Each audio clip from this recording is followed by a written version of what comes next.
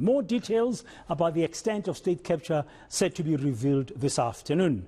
Acting Chief Justice Raymond Zondo will hand over to the Presidency Part 2 of his state capture report. He's been tasked with investigating claims of state capture and making recommendations on action to be taken. Our reporter, Aviwe Mtila, following this story for us, he finds himself already at the Union Buildings in Pretoria, Tshwane. Good afternoon, Aviwe. As we build up to Part 2 of that report, just remind us what came out of the first report last month.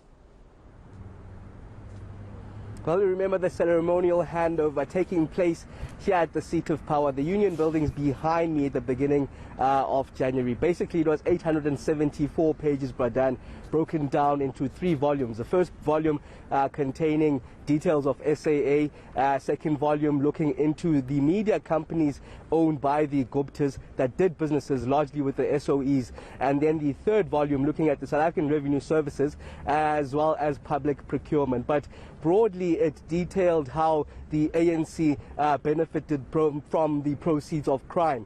This emanates, of course, from the number of businesses such as Bosasa, EOH, as well as Blackhead Consulting, some of them in court this very moment, that received questionable tenders from government while they were donating over the years to the African National Congress. When it came to the South African Revenue Services, it painted a picture of how the private sector colluded with executives, including former President Jacob Zuma, in basically collapsing SARS and rendering it ineffective. Even the appointment of the then Commissioner, Tom Moyane, raised a lot of eyebrows, given that the former president announced his appointment before it is actually official. And companies such as Bain & Co. also questionable tenders given to them. When it came to the media companies owned by the Gupta, the report basically highlighted how state capture basically happened. A perfect example of how it happened around those media companies, where we saw a lot of state-owned entities such as your Escoms, your Transnet,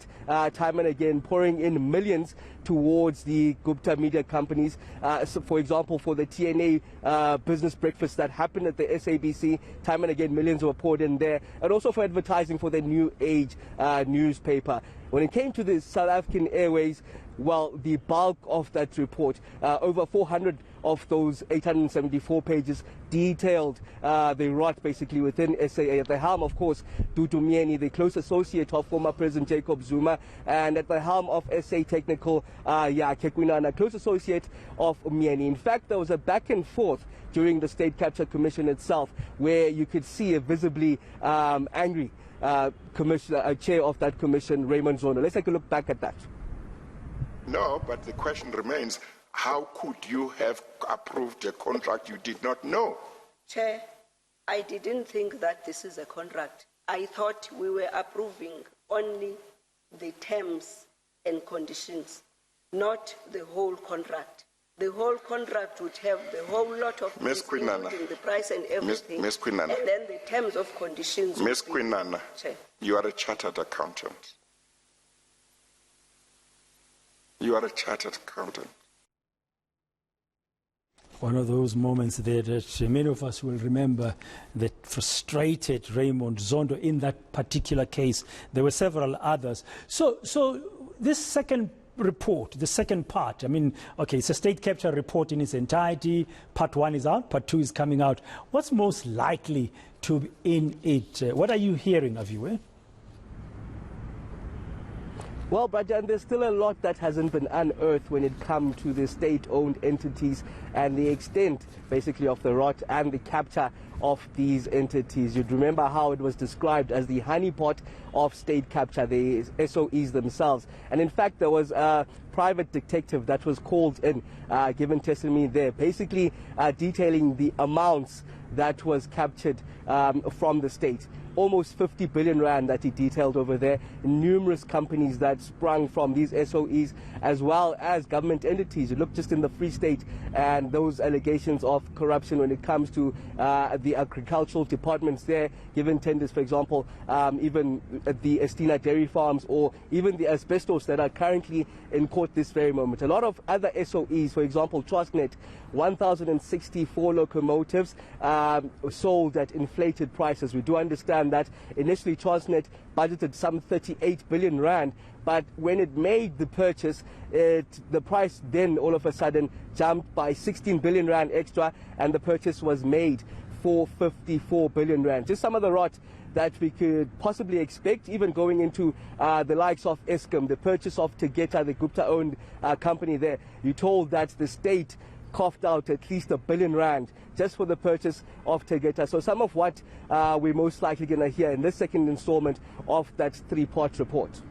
And the President, Matamela Cyril Ramaphosa, could he be implicated in this second report? Well, the person that really pointed fingers towards the president was Brian Molefe, even dating back to 2011 when Glencore purchased Optimum Coal Mine. They say, he basically says that just after that purchase, shares were offered to President Ramaphosa for 9.6% stake was offered. And in fact, he was made the chairman of OCM. So he's saying that given how the businesses then was done with the state, it raised a number of eyebrows in terms of having that political head. In fact, goes on to make allegations that Glencore tried to extort some 8 billion rands from the state. But of course, the president, just in January, when that first part of the report was handed over, did indicate that if he is indeed fingered in this report, he'll do the righteous thing, suggesting that he might step aside. So we're not certain if he'll be implicated in this report, or even if he'll be implicated in the report that we're expecting at the end of February, on the 28th of February, the last final report. So that's yet to be seen at this stage, Bradan.